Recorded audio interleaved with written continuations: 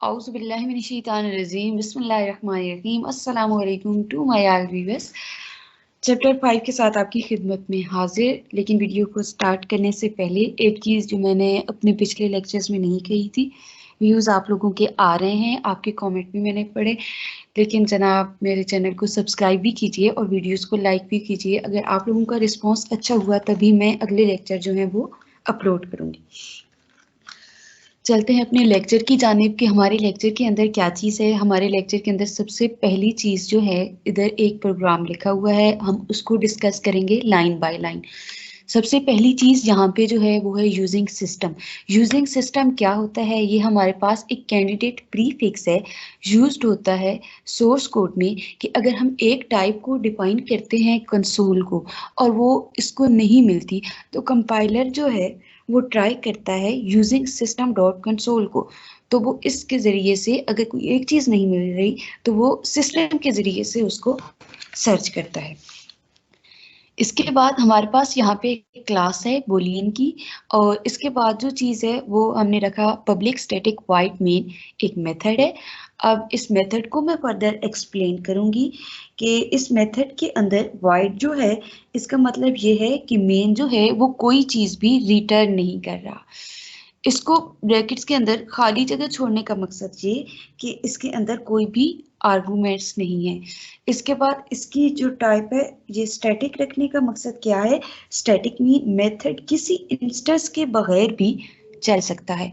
इसके बाद आपने पिछले लेक्चर में जो पढ़ा वो था कि बूलियन टाइप से ट्रिक्ट होती है आइदर ट्रू और फॉल्स, तो यहाँ पे वही चीज डिस्कस हुई है। नेक्स्ट राइट लाइन, ये एक मेथड है, तो ये क्लास है कंसोल और उसमें राइट लाइन का मेथड है। तो इसको यहाँ पे राइट लाइन का मतलब क्या होता है या मकसद क्या होता है? ये एक ऐसी क्लास है जो हमें कंसोल इनपुट और कंसोल आउटपुट जो है वो देती है। मतलब जब आप प्रोग्राम को रन करते हो, आपने अपनी असाइनमेंट्स में भी किया होगा, तो एक ब्लैक कलर की विंडो आपके सामने अपीयर होती है, उस पर आप इनपुट भी देते हो, आप अपना आउटपुट भी जो है वो शो करवाते हो। तो वो जो चीज़ है वो हमारे पास है कंसोल की, कंसोल डॉट राइट लाइन के ज़रिए से वहाँ पे हम लिख रहे होते हैं और वहाँ पे हमें आउटपुट भी जो है वो शो हो रही होती है। तो ये प्रोग्राम हमारा यहाँ पे एंड अप हो गया। इसके बाद यहाँ पे जो जीरो यूज हुआ है वो क्यों यूज हुआ है? जीरो नेक्स्ट आर्गूमेंट जो है उसको रिप्लेस करने के लिए यूज हुआ है। इसके बाद जो चीज़ है वो क्या है? Here are the integer types in C sharp, कि सी शार्प के अंदर इंटीजर टाइप्स कौन सी हैं। इनकी जो विड्थ है उन पे डिपेंड करता है कि इनमें कितनी बिट्स जो हैं ये रखेंगी। तो बिट्स जो इसकी हैं वो इनकी विड्थ पे डिपेंड करती हैं। आगे आते हैं तो ये हमारे पास इसकी टाइप है, इसकी रेंज है, इसका साइज है। तो ये जाहिर सी बात है आप लोगों ने याद करना होगा। कुछ चीज़ें ऐसी हैं जो आप पीछे पढ़ के आए हैं पिछली क्लासों में, तो वो आप देखेंगे तो आपको क्लियर भी हो जाएगा। अब इसको मैं क्या एक्सप्लेन करूं, क्योंकि आपने ये याद ही करना है। इसके बाद फ्लोटिंग पॉइंट और डेसिमल टाइप्स हैं सी शार्प के अंदर, इनको भी आपने याद करना होगा। नेक्स्ट चीज हमारे पास आ रहे हैं system dot string. System dot string type क्या है? ये कलेक्शन ऑफ यूनिकोड कैरेक्टर है और इनके अंदर एक स्पेशल जो कैरेक्टर यूज हो रहा है वो बैक स्पेस का यूज हो रहा है। तो उसके डिफरेंट डिफरेंट मीनिंग्स है, उनको डिस्कस किया हुआ है, ये भी आप लोगों ने सारे याद करने होंगे। इसके बाद है the escape character is while at is the verbatim character, the following characters are supported by C sharp. एक चीज यहाँ पे यूज हुई है वर्बेटम, लेकिन उसको डिफाइन नहीं किया गया कि वर्बेटम होता क्या है। तो उसकी डेफिनेशन मैंने यहाँ पे लिखी है और इसको मैं एक्सप्लेन करती हूँ। अगर किसी स्ट्रिंग के स्टार्ट में एट द रेट आ जाता है, तो इससे पहले स्ट्रिंग से पहले एट द रेट आ गया तो वो वर्बेटम होगी। इसका मतलब ये होता है कि इस स्ट्रिंग के अंदर अब कोई एस्केप सीक्वेंस हम नहीं डालेंगे, ठीक है। बैक स्पेस जो होती है उसको सिंगल हम यूज कर सकेंगे, लेकिन हम उसको सिंगल तो यूज कर सकेंगे लेकिन उसमें एस्केप सीक्वेंसेस हम नहीं डालेंगे। इसके बाद यहाँ पे ये फिर इनकी कैटेगरीज हैं और इनकी प्रेसिडेंट्स है, तो इनको भी आपने याद करना है। इक्वलिटी के लिए क्या होता है, एसोसिएटिविटी इसकी क्या है कि लेफ्ट से राइट होता है या राइट से लेफ्ट होता है, या सो ऑन। ये सारी चीज़ें आप लोग पिछली क्लासों में और एंड ये सारा आपने पढ़ा हुआ है, लेकिन यहाँ पे आपने इसको दोबारा से याद करना होगा। इसके बाद आगे आते हैं कि आगे हमारे पास है here is an example of using the अरे टाइप इन सी। सी में हमारे पास मल्टी डायमेंशनल भी होती हैं, सिंगल डायमेंशनल भी होती हैं। ये हमने अपने पिछले सेमेस्टर में भी पढ़ा था और पिछली क्लासों में भी हम पढ़ रहे हैं। इसमें वही चीज यूजिंग सिस्टम, ये आपने पढ़ा हुआ है। क्लास अरे है एक, इसमें पब्लिक स्टैटिक वाइड रखा है। इसके बाद इंट है, इसमें माई इंट की एक अरे है और उसके अंदर जो है वैल्यूज हैं, 5 है, 10 है, 15 है।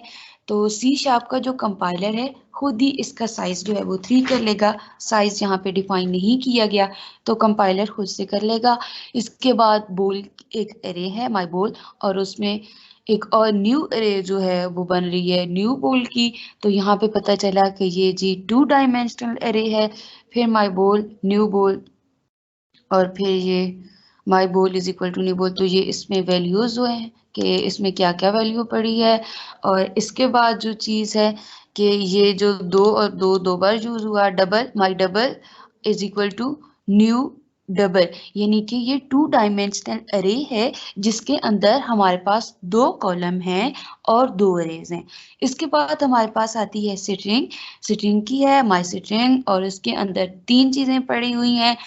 और इसके बाद कंसोल डॉट राइट लाइन के ज़रिए से हम लिख रहे हैं अपनी स्क्रीन के ऊपर कि क्या क्या चीज़ें हमने लिखवानी है। ये मैंने पहले भी बताया था।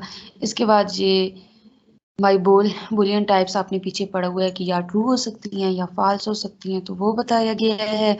इसके बाद जो चीज़ मेन इम्पोर्टेंट है वो कोई नहीं है यहाँ पे। ये फिर दोबारा से इंडेक्स 0 है तो उसके अंदर ये वैल्यू पड़ी है, इंडेक्स 1 है स्ट्रिंग के अंदर तो वहाँ पे ये हमने उसके अंदर वैल्यू रखी हुई है। माई स्ट्रिंग में जो 2 है इंडेक्स पोजीशन, वहाँ पे हमने रॉबर्ट को रखा हुआ है। तो ये सारी चीज़ें।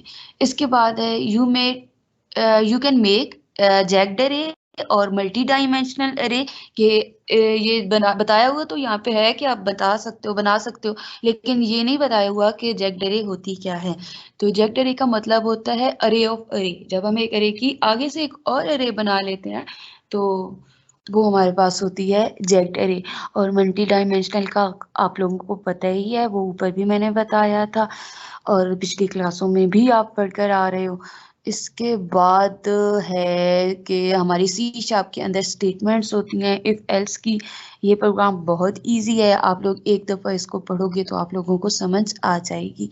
इसके बाद आती है जी स्विच। स्विच भी हम पिछली क्लासों में स्विच को भी हमने पढ़ा है, तो यहाँ पे फिर स्विच को यूज़ किया है इन्होंने। तो स्विच किस लिए होता है आपको पता तो होगा, लेकिन दोबारा से मैं कहूँगी, एक्सप्लेन करूँगी।